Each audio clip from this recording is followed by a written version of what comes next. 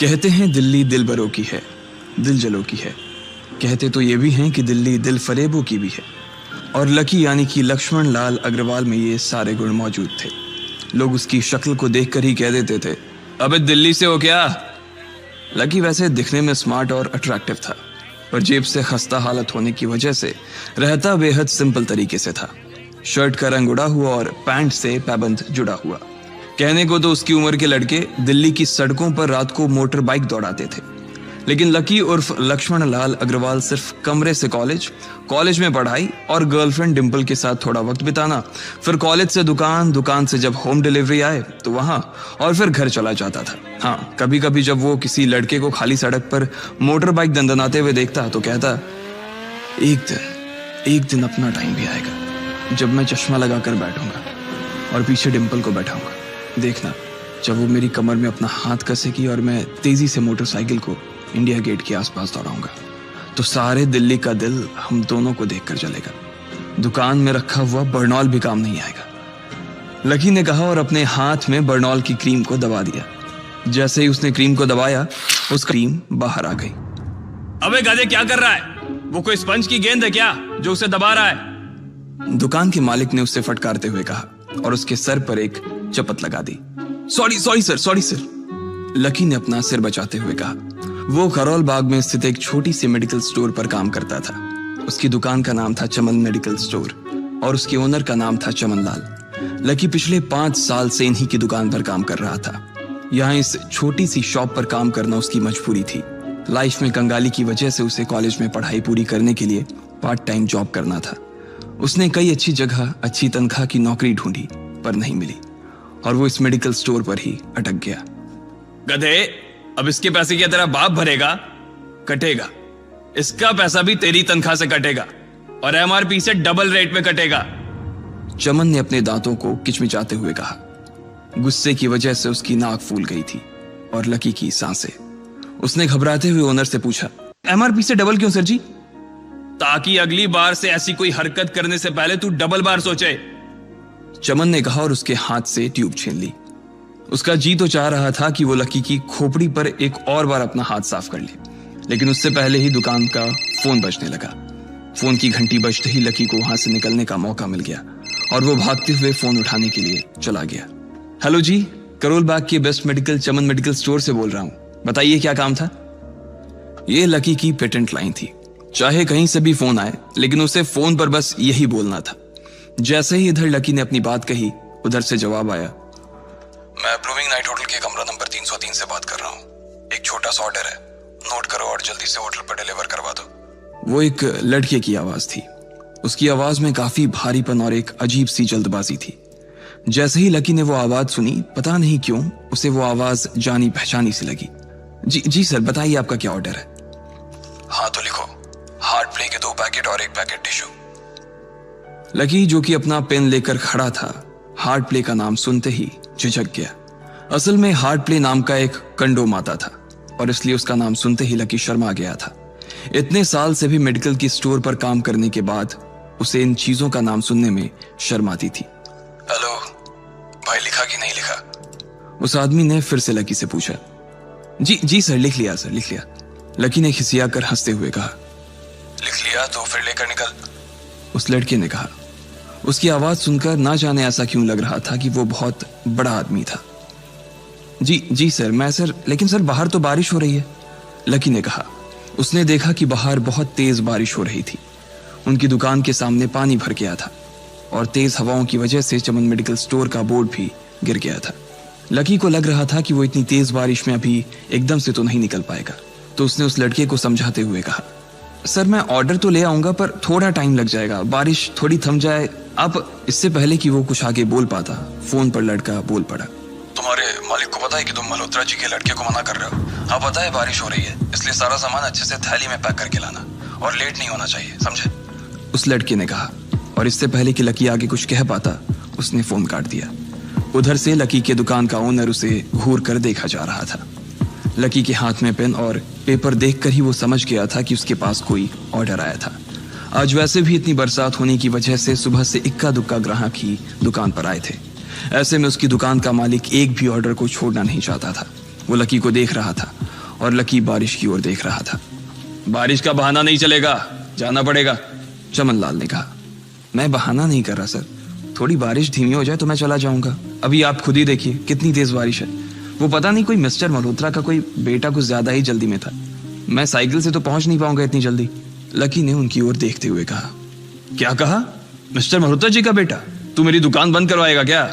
अभी क्या भी निकल उनका ऑर्डर लेके, वो हमारे बहुत पुराने कस्टमर है, चमन ने कहा। पर लकी ने कहा ही था कि चमन बोला। पर कुछ नहीं, तू मेरी मोटरसाइकिल ले जा, उसने गुस्से में कहा। अरे सर जी, 200 के ऑर्डर में मुश्किल से 40 रुपए बचेंगे, इससे 3 गुने का तो पेट्रोल ही लग जाएगा, और अगर गाड़ी रास्ते में बंद हो गई तो अलग से खर्चा, लकी ने समझाते हुए कहा। वो जानता था कि उसका मालिक इन सब बातों पर ध्यान नहीं देने वाला। चमन लाल बोला। कोई बात नहीं, तू जा, चाहे जो हो जाए ग्राहक नाराज नहीं होना चाहिए, और वैसे भी वो मल्होत्रा जी का बेटा है। चमन लाल ने मोटरसाइकिल की चाबी लकी की ओर उछालते हुए कहा। लकी ने चाबी ली। उसे देखकर उसके अंदर मिक्स फीलिंग आ गई। एक तो वो बहुत खुश हुआ कि बड़े दिनों बाद बाइक चलाने को मिलेगी, पर वहीं दूसरी तरफ दुखी इसलिए हुआ कि बाइक मिली भी तो ऐसी तेज बारिश में, अगर खराब हो गई तो इसकी चपत भी उसके सिर पर ही पड़ेगी। वो मुंह लटकाकर रेनकोट और हेलमेट पहनते हुए वहां से निकल गया। बाहर आकर बाइक को देखा तो लकी ने मन में सोचा, चलो ठीक है, जो होगा देखा जाएगा, कम से कम बाइक तो चलाने को मिल रही है। दरअसल लकी इतने साल काम करने के बाद भी अपने लिए एक मोटरसाइकिल नहीं ले पाया था।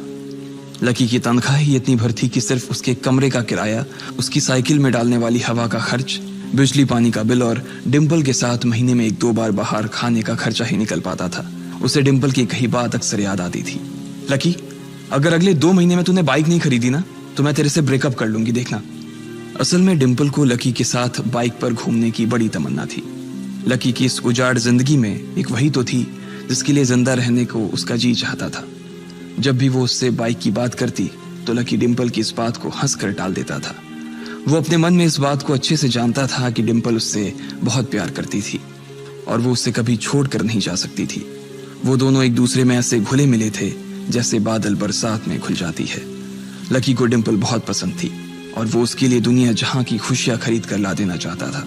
वो चाहता था कि एक दिन वो डिम्पल को प्लेन में बैठाए, लेकिन उसके ये सब ख्वाब इस कम तनख्वाह की नौकरी की वजह से कभी पूरे नहीं होने वाले थे।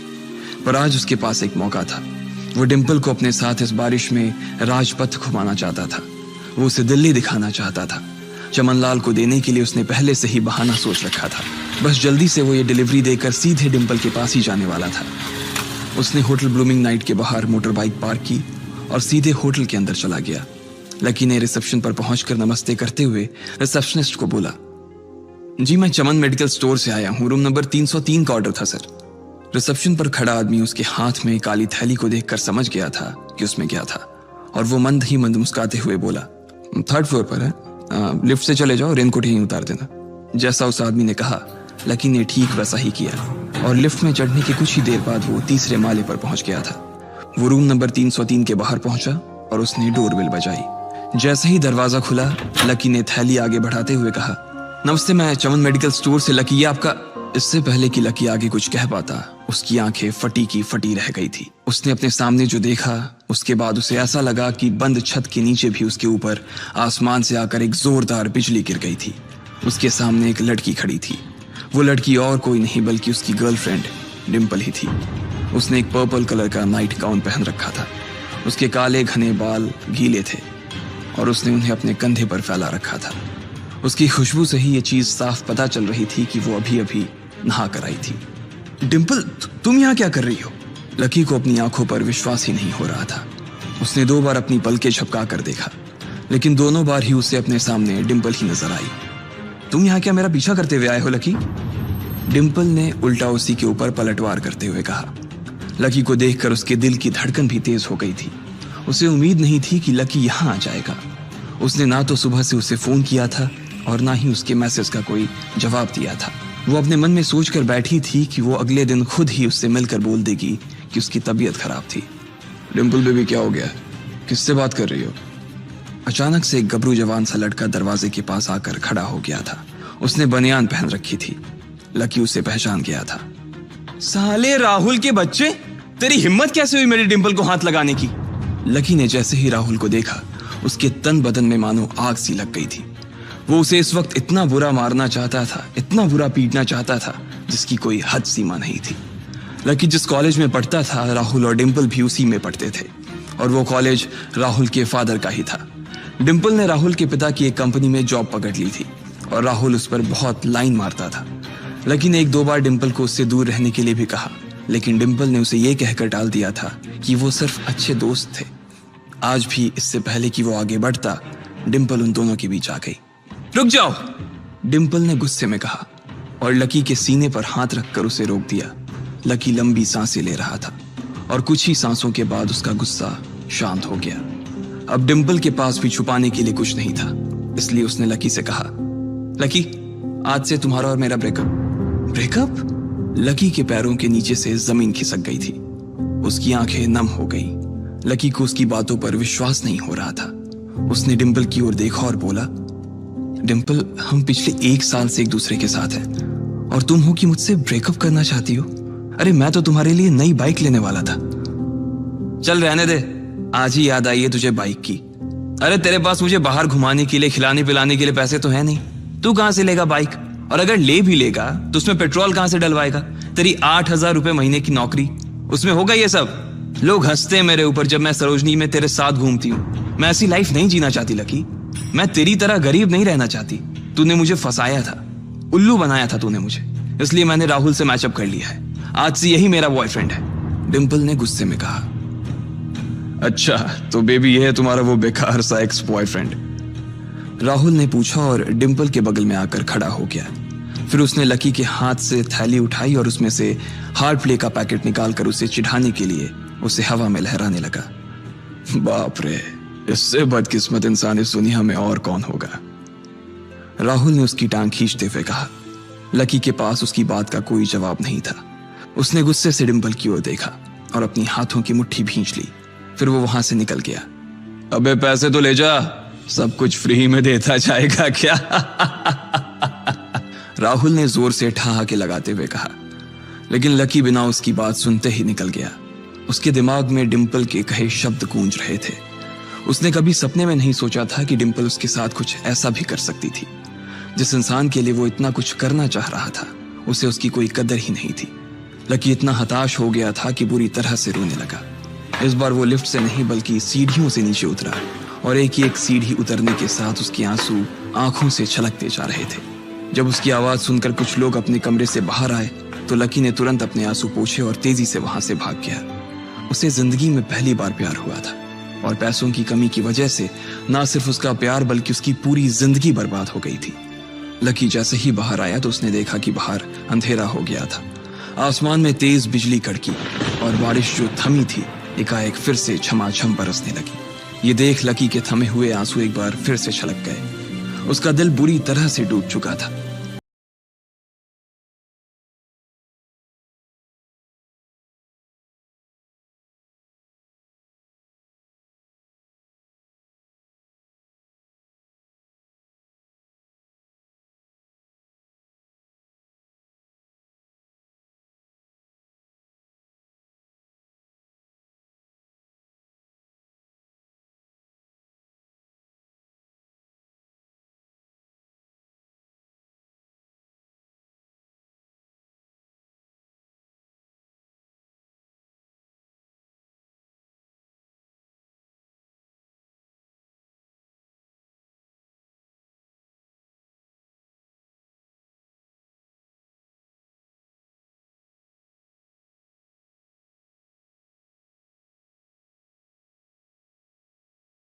की क्यों रखा भगवान? वो जितनी जोर से चिल्ला सकता था उतनी जोर से चिल्लाया। उसकी आवाज से आसपास खड़े लोग एक बार तो डर गए थे। लकी ऊपर ही देख रहा था और उसके आंसू बारिश के पानी के साथ मिल गए थे। जैसे ही वो फूट कर रोने को था तभी उसके फोन पर एक मैसेज आया। जैसे ही लकी ने अपना फोन निकालकर उस मैसेज को पढ़ना शुरू किया, उसकी तो आंखें ही चमक गई। अचानक उसके आंसू हंसी में बदल गए और वो जोर जोर से वहीं सड़क पर नाचने लगा। उस मैसेज में लिखा था, परिवार की रिसर्च और परिवार के निर्णय के हिसाब से अग्रवाल परिवार का वारिस लक्ष्मण लाल अग्रवाल उर्फ लकी ने गरीबी अभ्यास की परीक्षा को पास कर लिया है और आज से ही वो उस जमीन और उस जायदाद का मालिक हो जाएगा जो परिवार ने उसके नाम कर रखी थी। ये एक ऐसा मैसेज था आखिर कौन था लकी? क्या थी उसकी असलियत? और वो कैसे रातों रात ही अनलकी से लकी हो गया था?